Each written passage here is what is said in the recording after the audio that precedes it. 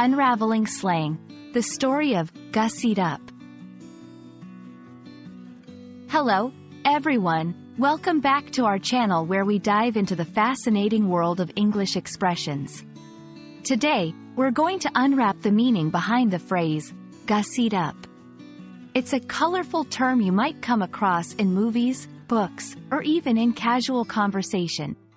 If you're curious about what it means to get gussied up, and where this phrase comes from, stick around, and let's explore it together.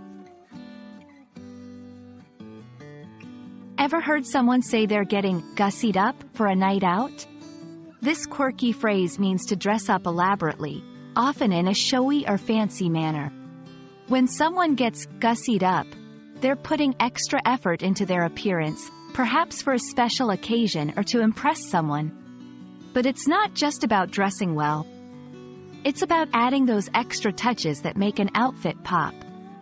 It could involve wearing jewelry, makeup, or a dapper suit. Anything that elevates someone's style from everyday to extraordinary. Now, where does this expression come from?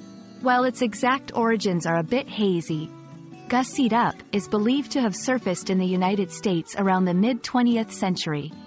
Some theories suggest it may have come from the word Gussie, which could relate to the name Gussie, a diminutive form of Augustus or Augusta, indicating someone with a refined and well-dressed appearance. Over time, gussied up found its way into the broader English lexicon, becoming synonymous with sprucing up one's appearance for a more polished or sophisticated look. Let's put our phrase into action. Here are a few examples of how gussied up can be used in everyday sentences. I need to get gussied up for the wedding this weekend. It's going to be a fancy affair. Wow, you're all gussied up.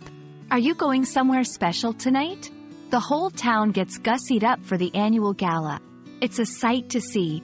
By listening to these examples, you can see that gussied up is often associated with positive events and excitement. And there you have it.